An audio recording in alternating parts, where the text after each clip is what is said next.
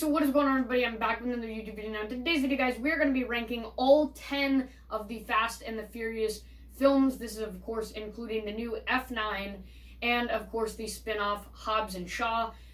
Just about almost a week ago, I watched the new F9 movie, and I'm now ready to make the new Fast and Furious ranking. But first, I do have some announcements to make. First of all, I actually did put up a few Fast and Furious cars just to fit with the theme and stuff like that. It's pretty hard to see them, but I just figured I'd put that in there just for a little kind of kick or whatever. And this was a big decision to make to do this, but I did actually, this is actually a complete retake of my ranking. I thought that through the process of editing my last ranking, I thought, number one, that the order of the ranking wasn't really where I wanted it to be, and I thought that I wasn't talking very comprehensive, and I thought it was just pretty hard to understand. I just messed up a whole lot and stuff like that. So in this ranking, I'm going to try to be as articulate as possible. If I have to retake 1,000 times, I'm going to do that no matter how mad I am. I just hope that I can get this video out before I go on vacation in about a week. So that whole week, I will not be making any videos. I will try to keep you updated with, things that I'm doing and stuff like that. And after that vacation, hopefully I can start getting back to doing videos regularly, which will be in August. And I'll be doing probably a gameplay video to fire it off, and then any other random videos that I'm gonna do. Just watched Black Widow the other day too, so maybe I'll do something with the whole Marvel franchise, but I don't really know at this point. I would like to make some Dead by Daylight content on like suggested buffs, and it's not going to be like a really long video. It's just going to be focused on one thing this time. So I do have some ideas. I'm just waiting till the vacation passed because it's not just a vacation. I have something else going on there that's actually very, very important that I need to prepare for. And also, I haven't really been uploading a whole lot because I started my job a few weeks ago, and I'm just, been working a whole lot and getting practice in with that and stuff like that. I'm still learning in the job. Haven't done all the positions that I can possibly do yet. So yeah, there's that too. I think that's really all the announcements that I have to make. I'm going to do, leave the other announcements about like do this and do that to the conclusion. But other than that, let's get on to the ranking. Coming in last place, get it? Because it's a racing franchise. What? Bro, what are you talking about, man? I know, that was a stupid pun, but coming in at number 10 is going to be Fast and the Furious, which is, of course, the 4th installment. I know some of you may have panicked there and thought I was going to be doing the original. I hate when these films do that, like, as if it's, like, the final one, and then it ends up not being the final one. But, to me, Fast and the Furious is just a downgrade of the original film, with a more convoluted plot that carries on into a few of the later installments after it. And even after rewatching this film, I still can't even begin to understand like what happened with the whole, like with Letty's death and stuff like that. That's where things kind of confuse me a bit, and I'm not going to keep going on with that. But besides that whole confusing plot, the action seems to pale in comparison to even the Fast and the Furious films that don't have over-the-top action. And normally I would say I don't really want the films to have super over-the-top action, but also I don't want them to have so little action that it doesn't even really feel like much of a racing film. So this one is probably just the most boring out of all the Fast and the Furious films for that reason. Now there's a few things that I quite enjoy. I thought the opening scene was pretty nice and the racing scene, but that was pretty much it. And even the antagonist in this film, where we go chasing after him and trying to kill him, even those scenes are just pretty mediocre, and the antagonist as well is mediocre. It's not the worst antagonist, but not the best either. Definitely not. So that's pretty much all I have to say for the 4th installment, Fast and the Furious. Let's get on to the next one. Coming in at number 9 is going to be The Fate of the Furious, which is quite literally the fate of the Fast and the Furious franchise. Let's be nice. Yeah. Let's be nice. We don't have to go there. I mean, you're not wrong, but you didn't have to say it. I mean, good Lord. And it shows in this movie, because this movie just commits a lot of movie sins. One of those being they kill the mother of a newborn baby, and the mother we actually wanted to see more of, wanted to see some character development with. We actually developed a bond with in the previous installments, and for no reason, the movie just kills off this mother just for the sake of showing how evil the antagonist is. And I don't even think the antagonist was all that interesting. I think her second appearance in the F9 was a lot better, and I'll talk about that later. So that was the first thing that was really bad. Also, the whole idea, the central plot, or the central idea behind this film just seemed really, really forced. The idea behind Dom going rogue on his team. So you're left without Brian, first of all, because obviously he died in the previous installment. So you're just left with a bunch of side characters that are supposed to go after Dom and defeat him and get him to come back to their side. Just the idea behind the plot feels very, very forced. Definitely not a good idea. I could have lived without the Fate of the Furious. Don't get me wrong, it was very, very enjoyable watching some of the over-the-top action sequences, seeing Hobbs and Shaw, talk crap with each other throughout this film, making it very, very amusing. But the idea behind the plot, just not very good, and this movie commits just one of the biggest sins throughout the Fast and the Furious franchise. So that's what brings the Fate of the Furious at the number 9 spot. Coming in at number 8 is going to be Hobbs and Shaw, the spinoff of the franchise.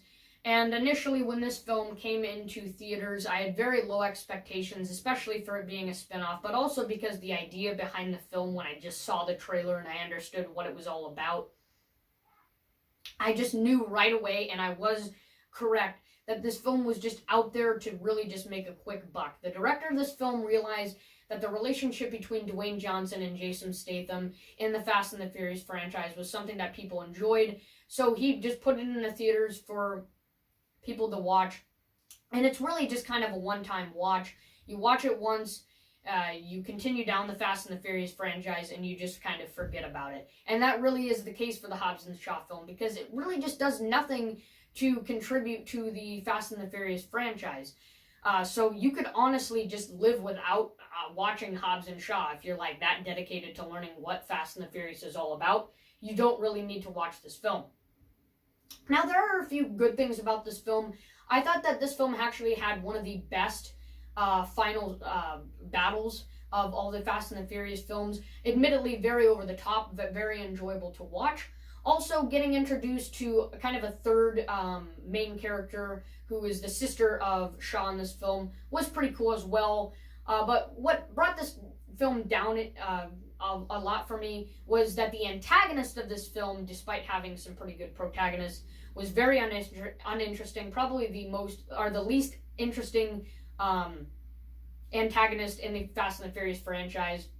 And the reason why we're going after this antagonist is just another bullcrap reason, like all the later installments. But this one probably has like the most bullcrap reason out of all of them, which just makes this movie feel even more over the top with like how this guy has very advanced technology and he's going after this even more advanced piece of technology. It's just very, very stupid. I'm not going to go on a long rant of that. But yeah, like I said, it's just a film that you're going to watch once. You're going to have, some enjoyment out of it. I'll probably rewatch it sometime in the future, but it's definitely not one that I would like to rewatch like every year or something like that. But yeah, it's a film that you're going to watch once. You're going to enjoy because, throughout the previous installments, you like seeing these two characters together. And then you're just going to kind of forget about it because even if you rewatch it, there's no reason to try to understand more about this film. So yeah, that's pretty much it for Hobbs and Shaw. Just a quick buck of a film and doesn't really do anything to contribute to the franchise. So that's why it goes at number 8. Coming in at number 7 is going to be F9, which I of course do not have a DVD copy for. So I will put a picture at the side of the screen. And this will be a spoiler warning because I am going to dig into detail for the F9 movie. So what are my thoughts on this movie? Just like Hobbs and Shaw, I'm going to rephrase this. Initially, when I saw this movie trailer, saw that it was going to come in theaters and stuff like that, I just had low expectations. Thought it was going to be like another Hobbs and Shaw or the Fate of the Furious, where they come up with some stupid idea to go after an antagonist, and really all we get out of the movie is nothing new. We just get more Fast and the Furious over-the-top enjoyment. But that wasn't the case. The director of this film took advantage of that insecurity of really not being able to make an innovative plot. He took advantage of that, though, and took a subplot from the original film, this very brief scene, and connected it with that formula that they use for the later installments, and it made for a pretty decent later installment. So I was pretty satisfied with this film in the end. I'm going to dig into detail even more on those thoughts now. So I thought that the subplot admittedly wasn't really something that needed to be touched on and to make a whole new film out of. So it did feel a little bit forced to make a new film out of this just very brief scene in the original film that was just more interesting as a story that you would just evoke in your mind rather than actually seeing it in a movie. And when they try to make it into a movie and they try to make a whole conflict with the idea, it doesn't really make for the most coherent idea. Like Dom holds this grudge against his brother for a long time because he thinks that he is responsible for his dad's death, which doesn't really make all that sense. But it was really cool kind of seeing young Toretto, him dealing with this conflict after his dad died. So it was cool seeing like the whole flashbacks and stuff like that. A bit weird seeing John Cena as being Dom's brother and him being the antagonist of this film. But this film is actually complemented pretty nicely by The Fate of the Furious, because it makes The Fate of the Furious look even more bad. Like, I'm talking The Fate of the Furious didn't even really need to be in there. We could have just been introduced to Cypher in this film and combined with like Dom's brother, and it would have actually made for an even better film probably if The Fate of the Furious didn't exist and they just manipulated a few things to introduce Cypher. So I thought Cypher actually for her second appearance she wasn't like up front and center of the screen a whole lot, but I thought she was a little bit better as kind of like a side antagonist in this film, so that was really nice. One of the things that just brings this film down for me, besides the slightly incoherent plot, is some of the over-the-top action sequences weren't so over-the-top that I was annoyed, but they were over-the-top in the sense that I didn't really feel that they were necessary in the film. I just feel like the director just did it because he wanted us to get enjoyment out of this super over-the-top scenes. This movie probably takes the second spot for some of the most over-the-top scenes in the franchise. But yeah, they just felt like they were in there. They didn't really need to be in the film in the first place. But yeah, I think that's really all I need to touch on in the F9 movie. I'm surprised I didn't go a lot longer talking about this film. But yeah, F9 deserves a soft spot at number 7. Very surprised with the outcome of this film after watching it. Pretty decent film for a later installment. They didn't do too bad of a job this time, so let's get on to the next film. So at number 6 is going to be Fast and the Furious 6.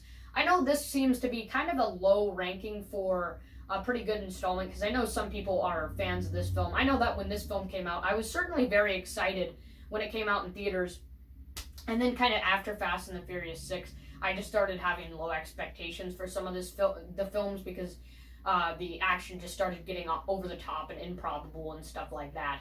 But overall, it was a pretty mediocre film, so let me talk about the good and the bad about this film. I thought this film managed to have good action sequences that were enjoyable and they had good action, but they weren't so over the top that it was kind of annoying. So that was a really, really great part of this film. The nice thing about this film is because it was one of the first over-the-top films, maybe besides Fast 5, the reason for going after the bad guy wasn't some illogical, just forced reason or whatever. We continue down that story of Letty's presumed death, but obviously we know that she didn't die.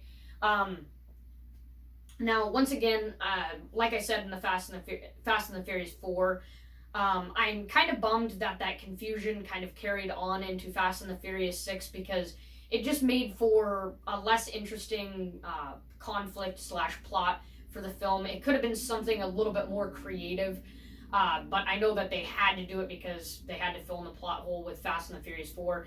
But if Fast and the Furious 4 wasn't so bad, they didn't have that stupid idea that they propped up, I think this film would be a lot more better in terms of the plot. I think they could have manipulated something to make Owen Shaw, still be in this film and still make for an interesting film. That being said, now let's get into kind of the things that I don't really like about this film.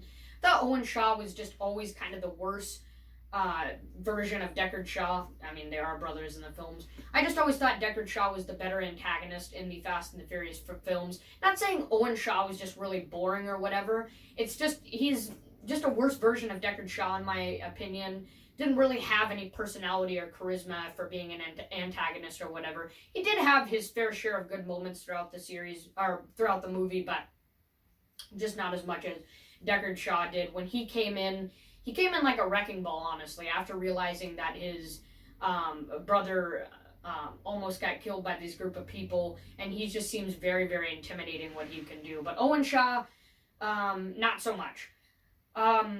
What else? I feel like this film is just a pure downgrade of Fast 5 and was only really made so that they could fill in the plot holes that Fast 5 left. Obviously, the ending of Fast 5 did hint at a next film, but if things were changed, this film never really needed to be made. That being said, I like that it was made. I thought it was a good film. After this film, the franchise definitely could have ended with all the stuff that they had, but they just made Owen Shaw have a brother and make another film, so it was, you know, I'll talk about that more in Furious 7, but I think that's all I really have to say about Fast and the Furious 6. I know some people are probably would put this higher up in their ranking, but personally, Fast and the Furious 6 is probably one of my least rewatchable films in the franchise. Not because it's like unenjoyable or whatever. It's just not the one for me. I could rewatch Fast and the Furious 4 more times than Fast and the Furious 6. I don't know what it is about it, but it's a mediocre film, and that's why it goes in the middle of the list. So coming in at number 5, slack dab in the middle, this is going to be another controversial one, is going to be Tokyo Drift.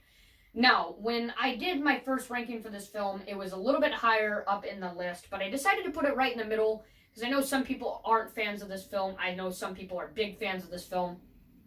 I kind of have mixed thoughts about this film, and that's why I put it right in the middle of the list. Just like Hobbs and Shaw, it's another black sheep of the franchise. We get a break from the main characters, but I think this one is even more of a black sheep because the characters that we get introduced to, we've never met before, but are interesting characters. I think Sean and his friend Twinkie and all of his crew and stuff like that are interesting characters and make for a pretty enjoyable film. This film does contribute to other movies, but in terms of this movie itself, it doesn't really do anything for itself. It's just kind of there to take a break from the main characters and have a different type of conflict than we're used to from the other films. So this film does contribute to a lot of the other later installments, Furious 7 and F9, because we get introduced to these characters, or we get to see these characters again in F9 because they brought together everybody in F9. But this film, although contributing to later films, doesn't really do anything to kind of continue down the franchise. It's kind of a weird film because it's such a weird, like oddly placed film that feels like it should have been made later on, but it was just kind of there. And then later in the franchise, they decided to make a purpose for this film. So there's not really a sole purpose for this film other than filling in plot holes that they had in Furious 7 and other installments. This film is just something you would watch, just like Hobbs and Shaw, to enjoy. And this film, what I really like about this film is that it is about the racing, and it's a different style of racing. I thought that the plot was pretty coherent. There was nothing illogical about it. There was no over-the-top sequences where I was like, you know, that's kind of annoying and bugging me. Everything about this film is just very, very balanced, very good. Nothing super, super exciting, but nothing that's, you know, really, really bad either. It's just a film that you're going to purely watch to enjoy, not to learn more about the Fast and the Furious characters that we know and love. I think it's just a better Hobbs and Shaw, if I'm going to be honest. Hobbs and Shaw was a spinoff. I know this film isn't really a spinoff. But I think this film is just a better Hobbs and Shaw. I think it's personally more enjoyable because it has that good balance of the action sequences that aren't so over the top, but also aren't boring. It's about the racing, and the racing is very fun. I think out of all the films, this film does the best of making racing the sole purpose, and they make it enjoyable to watch, not just, you know, you watch it one time and then after you watch it again, it's kind of boring to watch because you already know what's going to happen. This film I can rewatch a lot of times. Probably one of the most rewatchable Fast and the Furious films. So I know this is pretty controversial, but Tokyo Drift, I think, gets a soft spot right in the middle of the ranking. It's kind of a reminiscent of Halloween 3 Season of the Witch, if you think about it, because you thought they were going to continue down the storyline, but instead they send this movie to you, which eventually contributes later on in the franchise. So I always kind of compared this film to Halloween Season of the Witch. But other than that, that's all I have to say about Tokyo Drift. Let's get on to the next one.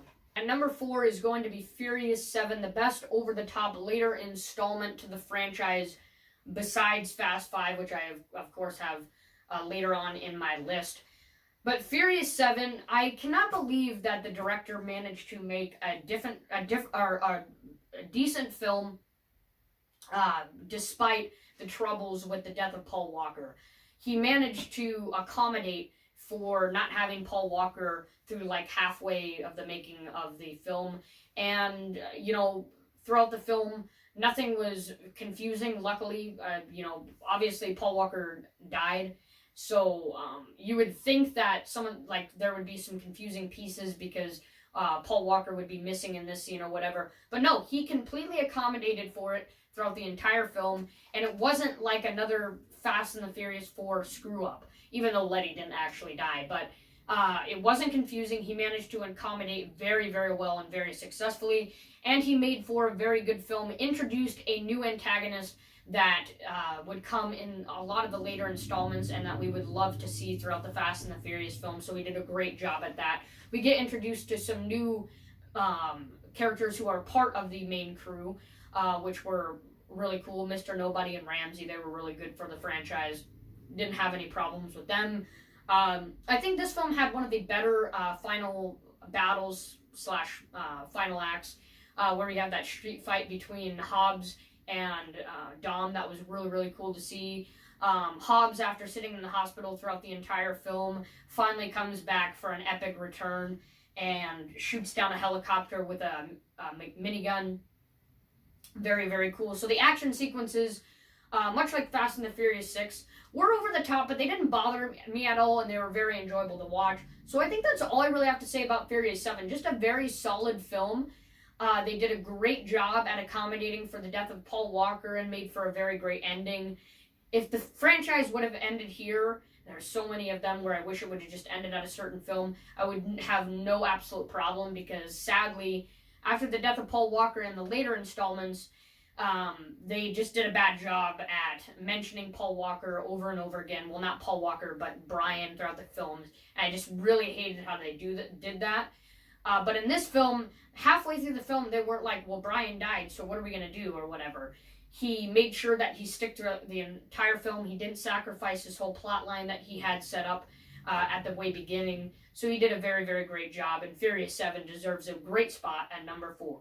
So at number 3, and this might be a little bit of a biased option, because this is probably one of my favorite Fast and the Furious films. I know it's not the best, but it's one of my most favorite because I love watching it. Probably one of the most rewatchable Fast and the Furious films.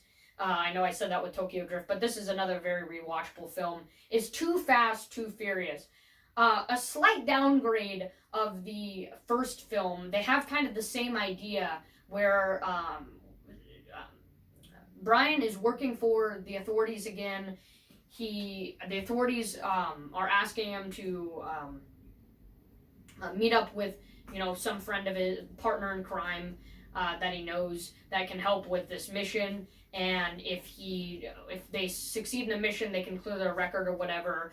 I thought that the whole plot idea, I'm sure a lot of you already know it, was very good. I really liked it, and it made for a pretty good antagonist. Carter Verone was always a very interesting antagonist that you really hated throughout the film because you saw what he did to these people that worked for him. The racing sequences were really good. This film had a lot of racing sequences, which is what Fast and Furious is about, and they were very enjoyable to watch. The humor in this film was just so, so great. Because Roman is front and center in this film, he just makes for a very, very amusing and funny film. The action sequences aren't so over the top, but they're just classic Fast and the Furious sequences that you just love to see. and are very, very, just very enjoyable to watch. What else is good about this film? I don't know. I don't even know where to begin with talking about why I love this film so much. I'm acting like this film is number one, but it's because it's my favorite film. I just love watching this film. I don't think there's really much more to say. I might be biased with this one. I know some people aren't really big fans of Too Fast, Too Furious. I thought it was a bit weird after the first Fast and the Furious film getting introduced to this film, and they already take away Dom, the character that we saw in the first film. So they kind of had like a weird order of the films at the beginning of the franchise. You have the first film, then you have the second one, and then you think they're going to come back and they hit you with Tokyo Drift, and then they finally come back when they do the fourth installment. But yeah, Too Fast, Too Furious. Action sequences that are very fun to watch. Main characters, Roman, Paul, Suki, Tej. We get introduced to Tej. I forget what the other one, the person who was working for the FBI, who was undercover, forget her name, but it's Eva Mendes. She appeared in like Ghost Rider and stuff like that. Very, very good as well. All of the main characters, very, very good. Love them. Antagonist was very good. Humor was really good. Action sequences were good. Just everything about this film was good, and that's why it deserves a good spot at number 3. I know it is not the best one, but it is definitely my favorite out of all the Fast and the Furious films because I just enjoyed watching this film so much. Slight downgrade of the original, like I said. Always enjoyed the bond between Paul and Roman a little bit better, but I realized that it wasn't as good and as strong as the original film, and I'll talk about that later. So I realized that this film isn't the absolute best because not everybody is a big fan of this film, and I realized, some of the problems with this film.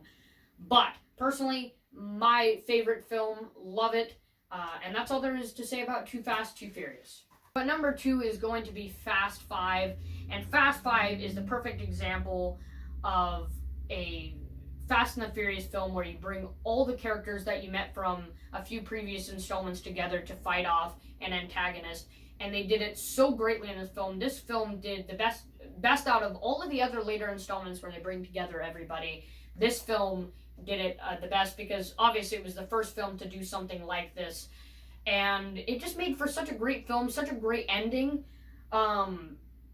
And I just always think about if this film was the last film, it would have just been absolutely perfect with a few manipulations from the previous installments in this film. It would have just been the best. And that being said, it had one of the best finales / endings of the franchise. Action sequences were fun to watch. Hobbs he was probably the best. He had made the best appearance in this film. Obviously, that might be obvious because this was his first appearance, but he was very intimidating in this film in a good way. Elena, the rookie cop that he recruited, was a good new character that got introduced. On top of that, we get paid off with like some character development. Obviously, Brian finds out that Mia is pregnant, so we get left with that plot hole that they didn't really need to make more films for. But they did a good job at that. Humor is really great. Obviously, Roman and Tej did a great job at creating some good humor in this film. Yeah, just overall, a very, very solid film. This film, I shouldn't even call it a later installment but yeah, this film is a perfect example of how you end off a franchise by bringing together all the people that you had who have gotten developed through the previous films and ending it with a fantastic finale. So I just try to picture a world where the next Fast and the Furious films didn't come out and you had a few changes between the franchise. This film would have been probably my number 1, just really great. It would have been the Avengers Endgame of the Fast and the Furious franchise. But that doesn't really take away from it too much. Fast 5 deserves a great spot at number 2. So at number 1 is going to be the original film. This might have been a little bit obvious from the beginning of the ranking because I know the original usually does get number 1. I was debating whether or not I was going to put Fast 5 at number 1 or the original, but I think the original gets a good spot at number 1 because this film obviously had the most innovative idea out of the entire series because obviously we get introduced to new characters, a new idea for a movie. But this film had such a clever plot because they tied together the action, the racing, which includes the racing, the fight scenes, and all this that crazy stuff that we see throughout the film. And they tied that with the plot. And in that plot, they left room for character development. And during those action sequences, the decisions that the two main characters would make would decide or would show a lot about their character and would ultimately develop them throughout this film.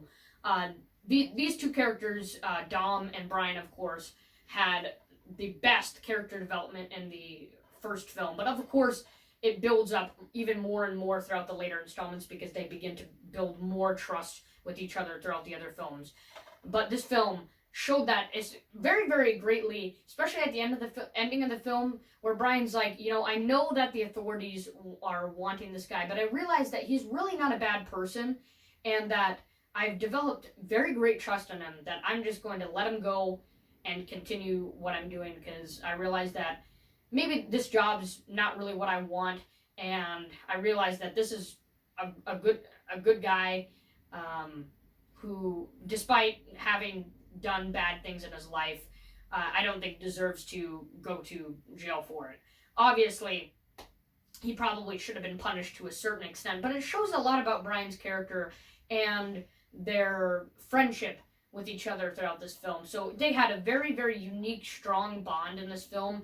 And it wasn't exactly they completely trusted each other, but they realized like how they think in the film, and they develop even more trust throughout the films after that.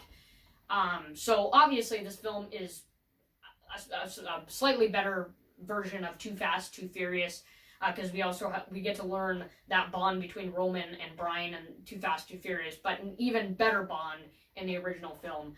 So that's the main thing I wanted to talk about the original. There's obviously, you've all probably watched this film if you're on this ranking.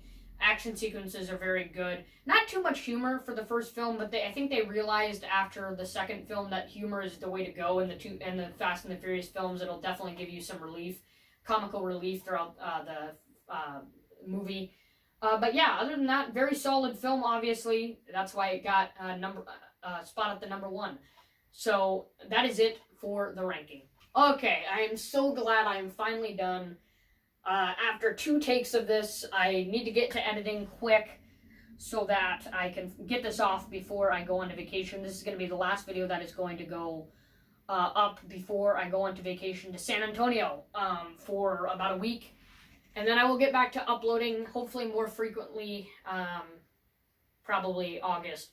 And I will do some Dead by Daylight content, talking about stuff that I would change in Dead by Daylight. And it's not going to be like a super long video, it's just going to be very quick. Kind of reminds me of, you guys probably have never seen this guy, but like Scott Jund, who does short conversations on Dead by Daylight and what you would do to change Dead by Daylight in a lot of his videos. That's kind of like what I'm going to do, just a few videos on that, but it's not going to be every day. I'm going to be catching up to what DVD is doing, because some of the things that happen in DVD are just stupid and not worth talking about. But other than that, I'll also be doing some gameplay videos and anything else that really pops up into my mind as well.